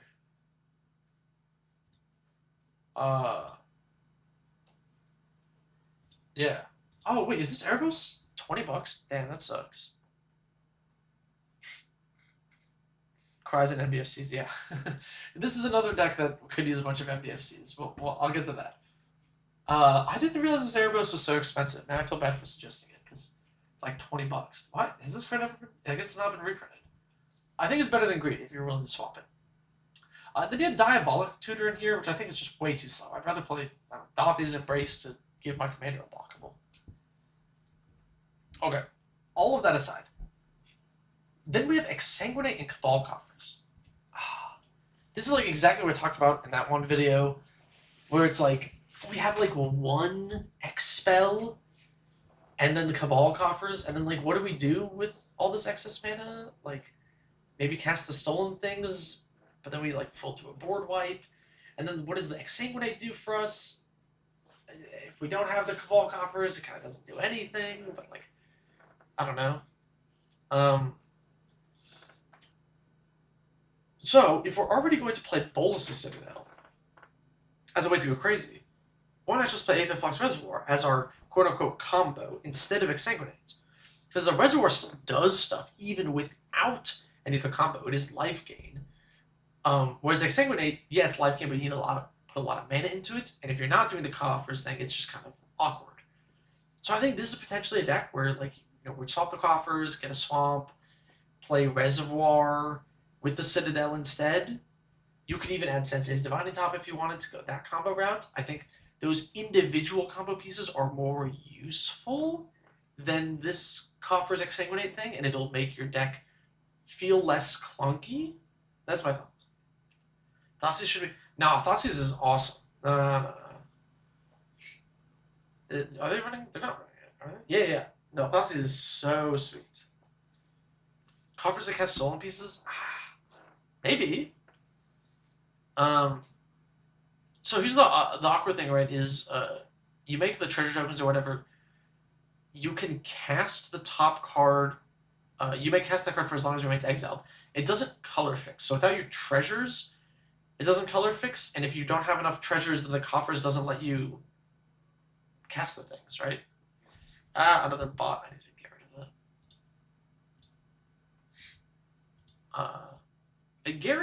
that. Gary doesn't fit with the theme. It's a theft deck. Thoughtseize is awesome. I love Thoughtseize. When I played Mono Black, I played Thoughtseize, I played Inquisition, I played Mind Twist, who's another fun one. Mind Twist, although this card I cut because it was too strong. So when you're playing Mono Black, this is your artifact and enchantment removal, right? When you're playing the game and you're like, oh, so-and-so is an enchantment deck and they just drew some cards, you cast Thoughtseize and you take the big enchantment out of their deck, you know? Add Expedition Map, Urza's Cave. No, I don't think they need Expedition Map and Urza's Cave. I don't think they need to find this crap. This is like a mid-range theft deck. And like, you can't use the black mana on your opponent's things if you don't have treasures. The excess mana is just useless.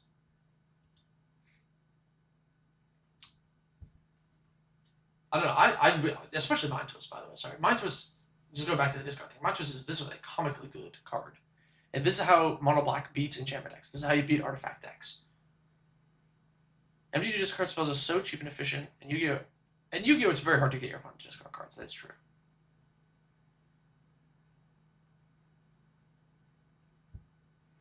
That's fair on thoughts. Yeah, Inquisition might be a big jank. I'm not gonna lie. But for Thoughtseize, it is a real way to like get around stuff. Oppression is another good card. Yes. Oh, it looks like they're already playing some discard. Yeah.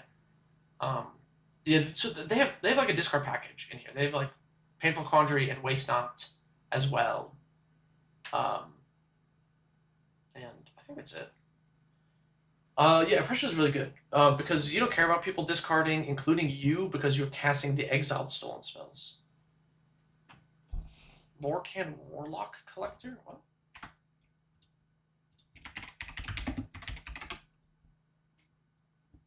Flying, whenever the creature is put into your opponent's grave from every way, he'll lose mana value if you do put on the battlefield new control. Maybe Geth's Grimoire. Geth's Grimoire, I don't know how much they want to lean into the discard package. They probably know about Geth's Grimoire already and have decided against it. And they want to draw cards from their opponent's deck. So I would leave it at that. Let's move on to the next one. Rith. So Rith is a cool card. When it deals combat damage to a player, you pay 3 mana. If you do, you make a Sapperling for each permanent of a specific color that you choose, right? So usually what happens is you get a lot of like, you play like Song of Totentas or whatever. Make like, 5, 6, 7 rats that are black. You hit them with Rith, you name black, you make a bunch of Sapperlings, and then green is your biggest permanent color, and then you attack and you like double the amount of tokens. It's pretty fun, it's cool. We're playing like Impact Tremors and Goblin Bombardment to make use of these tokens, right? This is a classic. Oh yeah, Wheelmaster, the new Gonti could be a good addition there. I haven't seen anyone play him yet.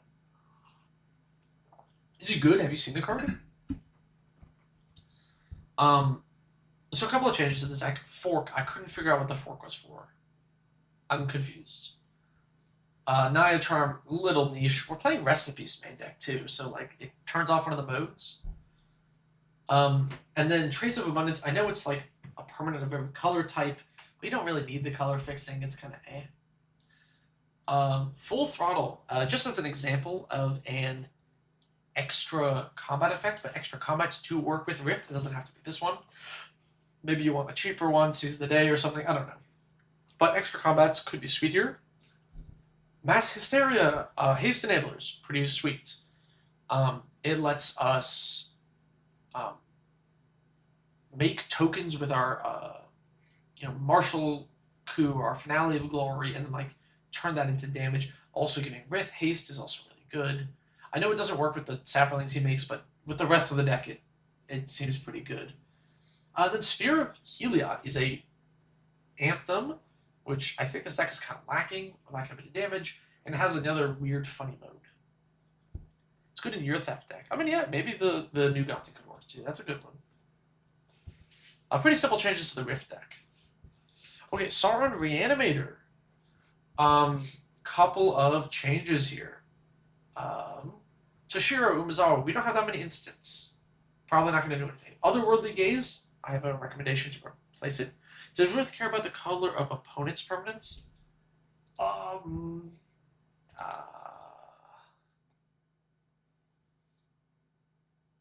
For each... I think so. That's changing my things? No. I mean, yeah, I think so.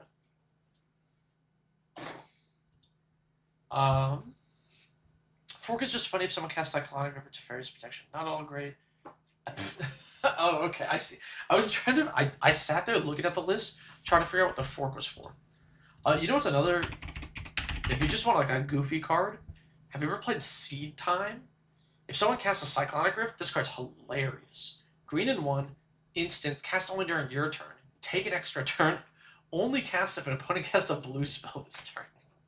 It's really funny if you just want a goofy nothing card for your deck that is silly. Sorry, back to the Sauron list. Get out of here, dog. So this is a reanimator deck, right? We're playing Nazguls, we're doing the funny things. Here's my suggestions. I already said Toshiro, Otherworldly Gaze. Orcish Siege Master, it doesn't work with the reanimation part of the deck. Big Sauron is much better for animation. I agree. Big Sauron's in the 99. Which doesn't actually work with reanimation. I usually don't recommend swapping commanders for players. I leave them as a commander, but like, yes, this would be a potential swap here. Orcish Siege Master seems like it doesn't work with the reanimation package, so probably skip it. Arcane Denial. Why are we drawing our opponent's cards? What the heck? So here's my suggestions. Careful Study is better than Otherworldly Gaze. Lively Dirge is another Entomb effect. It has other modes.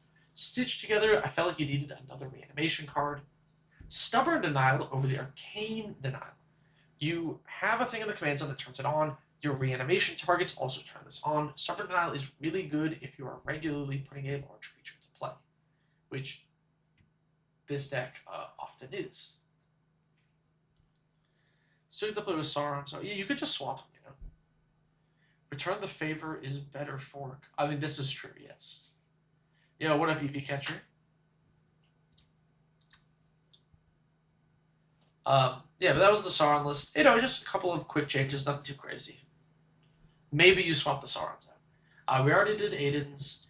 Let's move to the Slimefoot the Stowaway deck.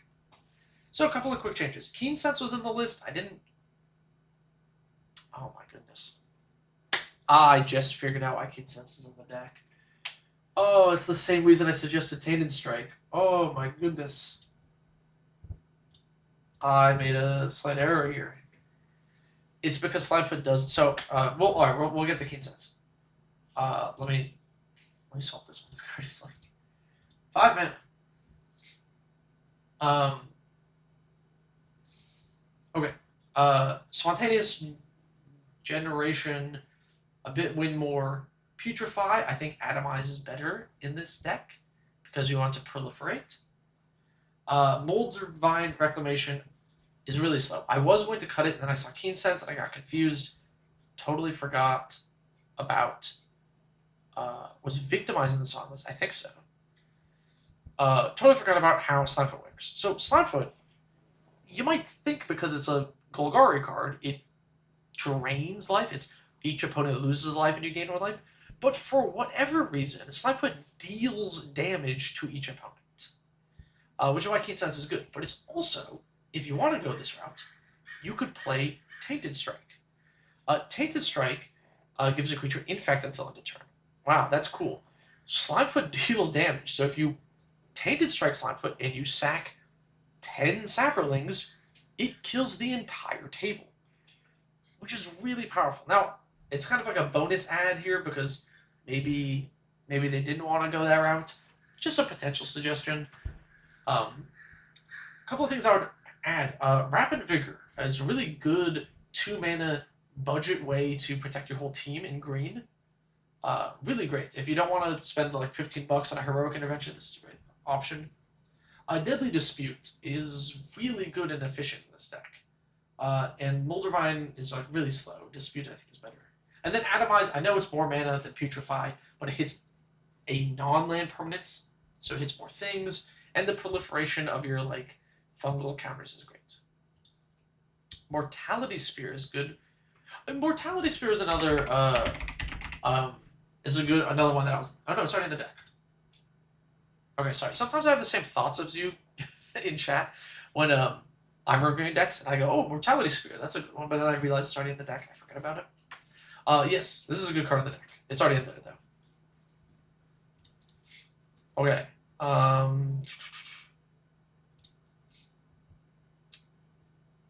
Rashmi and Ragavan. Okay. So this is it's a Lantern control list, which I thought was really funny. So a couple of suggestions. Cut Reckless Fireweaver. I think Aether Grid, it doesn't... Aether Grid kills creatures, this doesn't. I think it's too slow. We're gonna win with our stolen cards anyway. This card is slow as hell. Terrible Your curve was really high. Cut this. It's like, I think it's a little slow. Yes, I'm going to recommend adding the Trinket Mage because you're playing a deck that cares about a one-man artifact. Why would you not with this?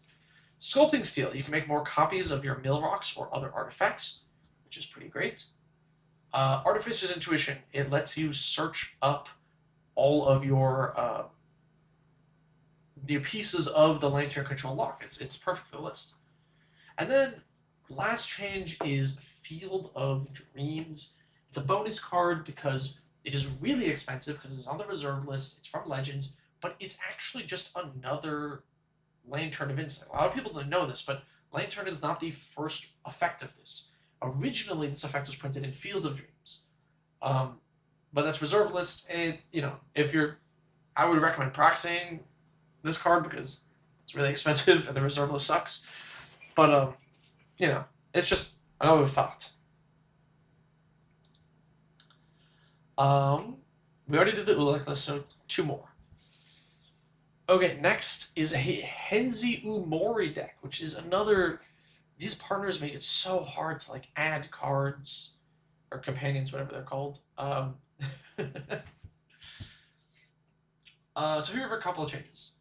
Morog, we're not really like a lands deck, and it's like kind of good, but like it's also kind of awkward in Henzy if you like blitz it and then you just get like 1 extra combat and you have 1 big dude. Henzy doesn't like put too many. It doesn't put too many dudes on board, so the extra combat doesn't feel as good, right? Some of the changes you made, like Allosaurus, Shepherd, and Fauna Shaman, thinking of you need ways to interact and play it. Maybe you need more interaction, yeah. Mechanized production for the Lantern deck? Maybe.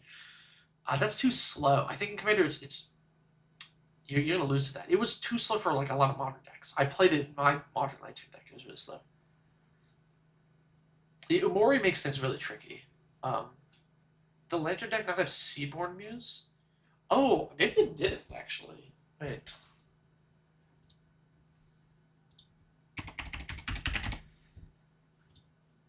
Honestly, the Unstop... Man, should I make a Lantern deck now that Unstoppable Plan got printed? That'd be kind of funny. Maybe I'll do that one day. Unstoppable Plan also works. Sorry, back to this deck.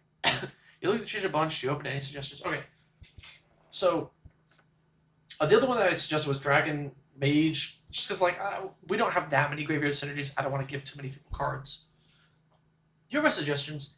Ilharg the Razebore is another sweet thing that kind of does what Henzy does. So obviously it's good with Henzy to get a huge amount of damage out, right? If you cheat in the Ilharg with haste, and then Ilharg cheats in another thing, you can go crazy, right? But also, if Henzy gets killed multiple times, Ilharg is like a backup Henzy, so I really like in this list. And Disciple of Freyalise. Disciple of Freyalise is a creature, so it doesn't mess with your Umori plan. And it's so good in this deck because you have to sacrifice the Blitz thing anyway, so you just cast this, and then you sacrifice the Blitz thing and draw more cards. It's so good in this deck. Now, I see, Brandon, that you're interested in potentially cutting Umori. If you decide, if you want to go the cut Umori route, I don't have time right now on stream to give you more suggestions. But if you lock in and say, yeah, I'm done with Umori, let's get some non-creature spells in here, please ping me in the Discord and I will suggest a few more things for you. No, they weren't playing Disciple. This is like, this is, if I were to suggest one card to every Henzy player, period, it is Disciple of Freyalise. This is going to be the best card in your deck. This card's awesome. It is so good. Food Chain. Yeah, what up, Ruby Storm? If you cut Umori, you do get Food Chain, which is a crazy Magic the Gathering card. It is obscene. Is Food Chain a game changer? It's not a game changer? Yo, really? I guess combos move it out of like most things, but even not as a combo. I guess just like Ash, it's like better than. Is it as good as Ashnod's Altar? Maybe it is. I don't know. It's a really good card. Morog goes infinite with Primeval. Morog goes infinite with Primeval. Where the hell is Primeval Herald? Is it a card that I missed? Trample. When it enters the battlefield or attacks, you search your library for a... Yeah, if the card survives, right? If they just have a creature with 1 power, doesn't that stop the Primeval Herald? It mostly falls under 2 cards are infinites. Yeah, I think so. Green got away with murder on the Game Changers list. Longer video about brackets will be coming, hopefully, end of this month. The Primeval Herald, yes, it is infinite combats if they can't block it, right? More bracket con. Hey, I haven't made a bracket video yet.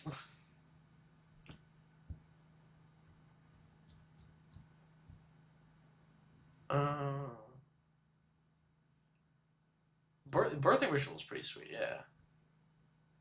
I mean, if you cut your Mori, you get access to Evolutionary Leap. If you cut your Mori, you get Evolutionary Leap, which is a crazy card in Henny, right?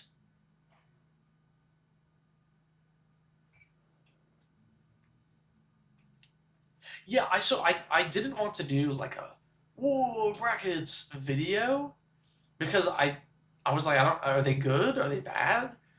So I'm hoping that now, after I've had a lot more time to think about it, I'll have something interesting to say. World of Tutor is the only 1-mana top of library instant that is not on the Game Changer list, which is really weird, yeah.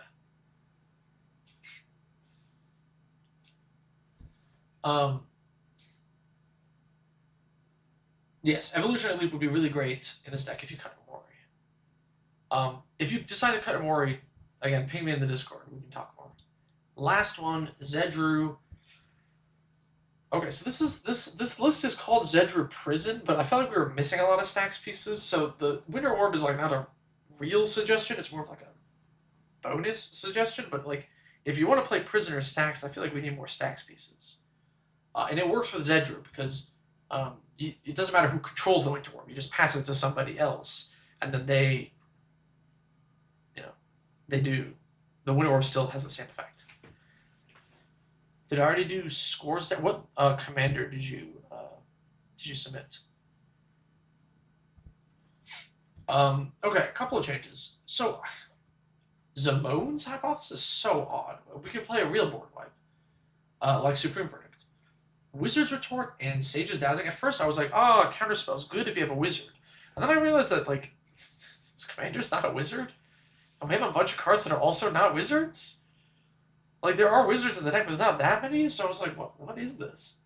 I cut these. These are weird. Gamble also felt very odd in this deck. I don't know what we were gambling for. So, Dobbin's Veto. Awesome card. Great counterspell. Oh, Zedruu got here. Yo, had the list made, my own changes, creature-heavy pods. Shout out to the 3/3 Elf for the wizard engine idea. Okay, so I saw the wizard engine, right? You were playing the cycling guy, right? Wherever the hell he is. Where is the stupid thing? Where is the... What is the card called? Vidalcan Eighth Image. There it is. You have the cycling wizard, and we can, like, goof around with it. But I don't know if we have enough wizards to make, like, these, like, good over being, like, Dobbin's Veto or Render Silent if we want to play a 3-mana counterspell, you know? I think it's cute, but I think we can just play better counterspells. And then, I noticed you were playing Knowledge Pool. I didn't know if you... Because you said this is a prison deck, right? So, there's Teferi, which you could play with the Knowledge Pool and just hardlock your opponents out of casting anything other than their commander. Which, if you're building a prison deck, is pretty powerful. So definitely would recommend that combo if you want to go the prison route. Otherwise, I don't know, maybe you just want to lean heavier into control, because there didn't seem to be too many prison effects. It was just in the title. That had me, like, thinking. Yeah, source of Volgadalkan, yeah. I don't know. This deck had me scratch my head a little bit just because of the prison title, you know?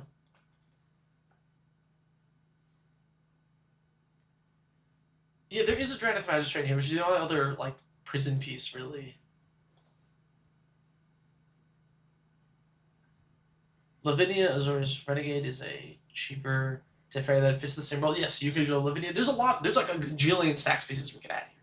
Like, Zedruu stacks is not it is a known quantity. People know what it is. So I didn't want to just, like, put, like, 20 of them, but, yeah.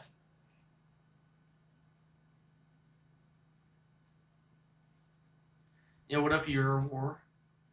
And that is all of the lists for this month, or these are the ones from February. I let people submit at the end of the month, so patrons who joined at the end of the month get to submit, you know. I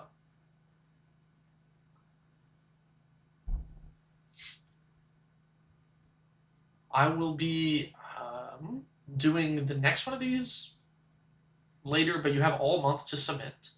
I will put a post on the Patreon page when the deadline comes up. Yes, Paul, you can you can ping me later. I gotta run, but yeah, this was there were a lot of really cool lists here, a lot of really strange ones that I had a lot of trouble with. Thank you to everybody for submitting. Chris, if you have Knowledge Pool, Knowledge Pool plus Draneth.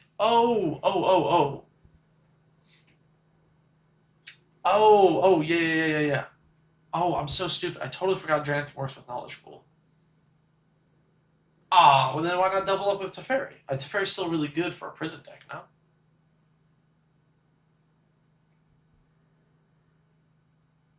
What is the purse for? This one was weird. I guess, like, they gain control of it, so it triggers Zedruu, but it seems so slow, right? What's the cut for the orb? So it was kind of like an extra one. It was like, do you want to go down the stacks route? Because if you want to play more stacks things, like adding Winter Orb, you're going to need to make, like, way more changes. Like, we need to, like, overhaul the deck. There's going to be, like, 10 changes or something. So, like, if you're interested in that, just ping me on the Discord, Chris, and I would love to talk to you more about, like, adding, like, a full stacks package to this list. But yeah, it's just there as a reminder for me to, like, talk about that. If you want to go harder on the prison route, I have more suggestions. It's not for a specific cut. Boromir?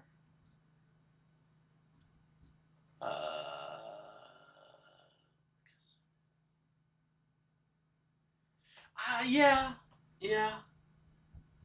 Here's the thing about Draneth and Boromir, as far as locks go, is, well,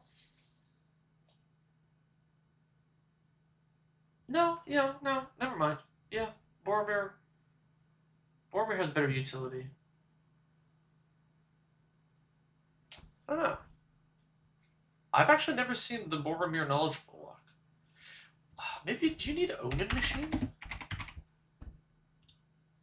So Omen Machine is another Knowledge Pool, sort of. At the beginning of each player's draw step, they exile the top card of their library. If it's a land card, they put it on the battlefield. Otherwise, they cast without paying its mana cost. It also locks people out because it exiles first. You know, the Boromir is pretty sweet. Maybe Omen Machine is a good add, then, over the Teferi. It also gives Treasure Mage a second target, which someone else in chat mentioned. I think they have a Vexing Bauble, right? No, they don't. Vexing Bauble was another list. Maybe it's Vexing. I'm running out of time. Yes, Vexing Bauble is another potential one, and it works with Wizard Package if you add. You could then add Trinket Mage to the Wizard Package to get Vexing Bauble as well. Oh my god, there's so many things I want to say about this deck. What's the win con?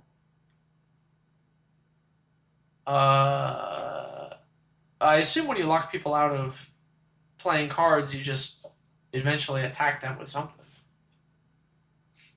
Presumably. I don't know. Yeah, I gotta add myself to the deck sometimes. Yeah, you could add the Millstone. I mean, honestly, like a flying creature could, like, be your win con. Once they're locked out of playing cards, they just attack with a flyer, you know?